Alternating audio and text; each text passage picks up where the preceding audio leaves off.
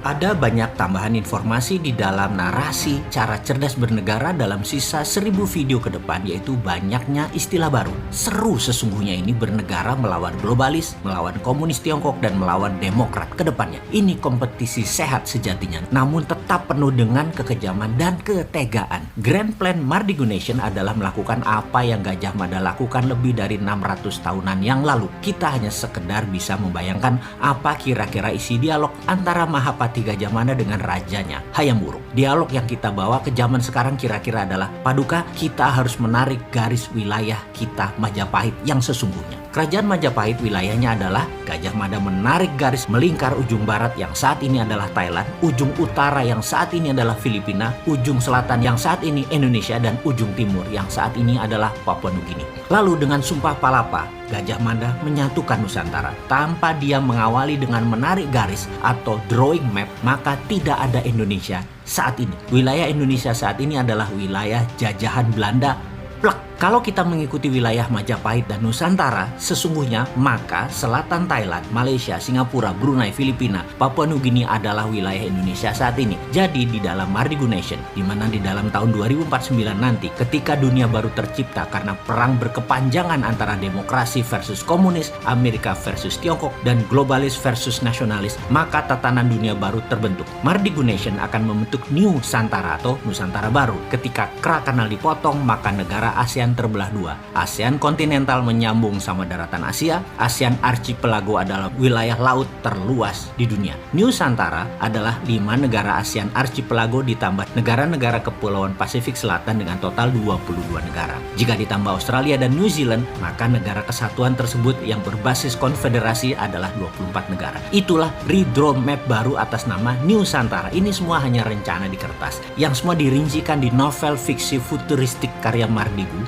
yang berjudul Negeri Cincin Api. Namun, sebagai narator halunya Bosman tadi adalah pesan yang ditunjukkan ke anak muda yang memiliki new mind adalah semuanya itu mungkin terjadi. Bertahap kita susun rencana untuk sampai ke sana. Kalaupun target bintang kita capai tidak tercapai untuk menjadi Nusantara tersebut, maka setidaknya bulan kena lah. Rencana pertama adalah Indonesia harus menjadi negara berdaulat dalam beberapa bidang yang akan kita dominasi. Yang mana Indonesia harus menjadi price maker. Dalam berdagang ada istilah price taker dan price maker. Price taker bukan kita yang menentukan, namun para pemain besar seperti big boy di dunia currency atau para trader besar di dunia komoditi atau dunia tambang mineral lainnya pada indeks bursa komoditas. Di sisi lain, price maker adalah kita yang menentukan sendiri harga produk kita yang kita buat. Di dalam price taker, Indonesia yang memproduksi minyak saja tidak bisa menentukan harga minyak karena yang menentukan pasar adalah pemain besar bukan dari Indonesia. Seperti Saudi yang menghasilkan 40% minyak dunia, itu pun hanya bisa pasrah oleh pasar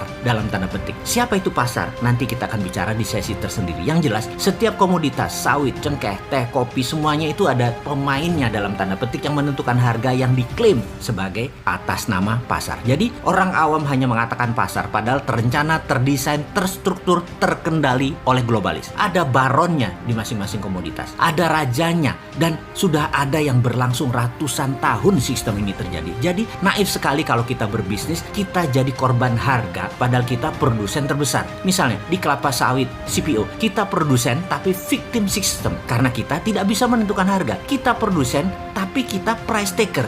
Begitu juga di komoditas teh, kopi bagi Indonesia. Ya begitulah kalau negara tidak berdaulat. Coffee bean, biji kopi, kita menjadi price taker. Sekarang kita ilustrasikan lebih dalam lagi. Misalnya 1 kilo saat ini kopi adalah harganya 100.000. Setelah di roasted menjadi 150.000 per kilo, dan itu harga umum. Kita hanya bisa untung sekitar 10-20%-an jika kita petani bean atau petani biji kopi. Ketika digiling dan dipilah dengan mutu bagus, kita pisahkan dengan mutu sedang, kita pisahkan dengan mutu rendah, maka mulai harga berbeda, dan yang menentukan ini sudah pabrik produsennya. Dan ketika diberi merek mulai dari kopi kapal api, kopi ABC, Nescafe, Dolce Gusto, dan lain sebagainya, maka penentu harga ditentukan oleh sang produsen tergantung target pasar retail mereka. Di sini margin keuntungan bisa lebih besar, yaitu 20 hingga 30%. Ketika Starbucks masuk ambil dari petani kopi bean, diproses hingga diseduh dalam bentuk cappuccino, frappuccino, ditambah suasana nongkrong, maka dari bean melompat 3 lapis, melompat roasted, manufaktur langsung ke pelanggan. Maka margin keuntungan per kilo bisa sampai 1000%, karena dari Rp100.000 per kilo